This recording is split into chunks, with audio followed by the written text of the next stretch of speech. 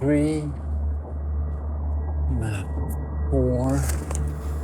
Okay, we have Arholma, Landsort. 21 maps, 250 Ks, running and swimming, 150 islands, One Water Race 2023. It's all set to go. One of the toughest races in the world. Not all teams will cross the finish line in this race. I could push through anything for my teammates. It is an experiment because no one knows what's going to happen.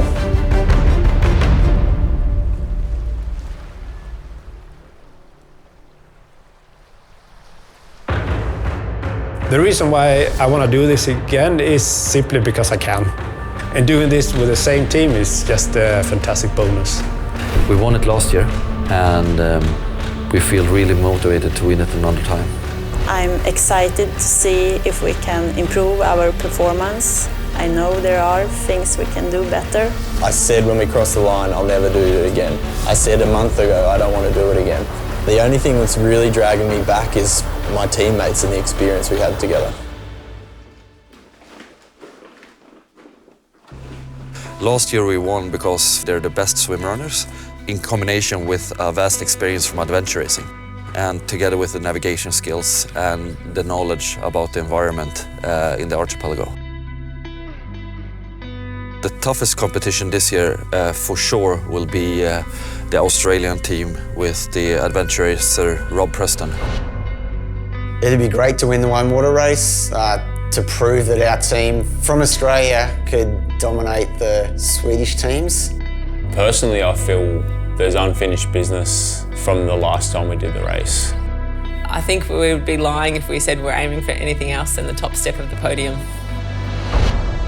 I think it's been a while since the race last year, and so I've forgotten some of those really tough moments, and just with the passage of time, I remember all the fun bits, and so I'm a bit worried now that when I'm in the race I'll be like, oh, I remember this was the hard part. But yeah, there was definitely a fair bit of suffering, but yeah, the longer it's been in the past, I've forgotten about those a bit.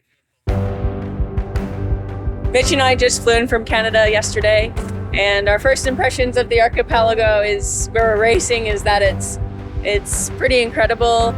Yeah, so now when the team is finally together, it feels good. Oh, that's beautiful.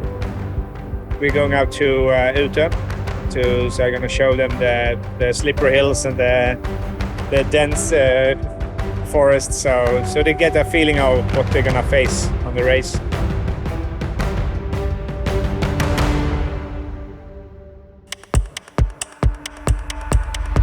When I created One Water Race, it was for the best endurance racers in the world. I'm very excited. I think our team is really well prepared. We've done a lot of training. We've spent a lot of time getting to know one another, not just physically, but on an emotional level. I think we really do understand each other, and I think we're coming in as prepared as anybody could ask for.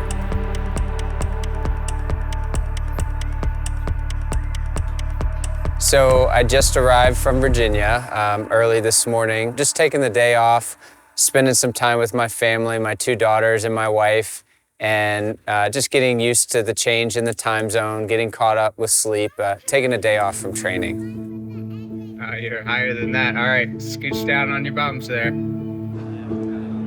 A race day coming up, a little bit nervous, but doing the final preparations, packing up all the gear and checking everything is there. For me, this is the most important thing. This is the battery for my megaphone, so I can communicate with the team when it's really rough and tough weather. After 12 months preparations, we're sitting here at Nobis Hotel, finalizing everything for the race, and I believe that we are ready to go. All the boxes, all the gear, everything is on its way up to Arholma, and it feels great. Okay, so this is the tracking system from Minifinder, and each team will have 3 devices during the whole race. Here's the map, and here you can follow all the teams in real time. and you can also see their exact route they're taking, the strategy and everything, so you can see the difference between the teams and so on. So this is in this kind of long distance race, this is the perfect way to follow the race. We have a real time problem. They just called with one boat down, and I only got 3 hours to sort it out.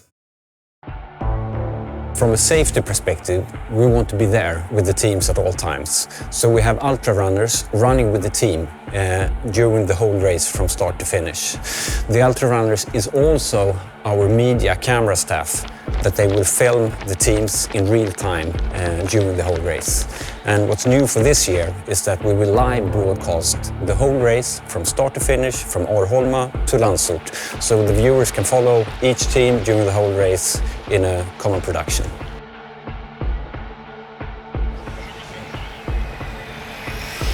Ja, men jättebra. Ja, men fantastiskt. Grymt, då har vi alla båtar vi behöver. Ja, men super. Bra, vi ses på måndag. Fint, fint. Hej, hej. Problem solved. We have all boats. All good. Look, last year we had the real fear of the unknown. Now that we know that we've finished the event, Thomas has said that he's going to actually push it up another level this year. We know that after 40-45 hours, it's getting mentally really tough. And we would like to see what is happening after 47 hours. How will the team react? How will they compete during these conditions? We do expect colder conditions this year, colder water. And now all the other teams knows what this is about. So we will have a lot harder competition out there, for sure.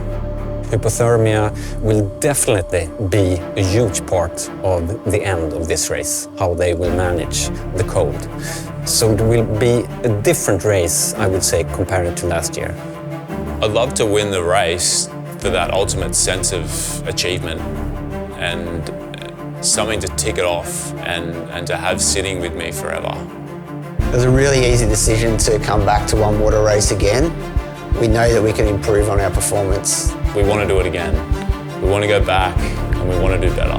So everything's going to be worse this time around. The weather's going to be worse, the challenge is going to be harder, the teams we're racing against are going to be way better this time, way better prepared. I mean, there's nothing really positive to drag you back. But there is one thing, and that's to put that hand on the door first, and that's what drags our team back there.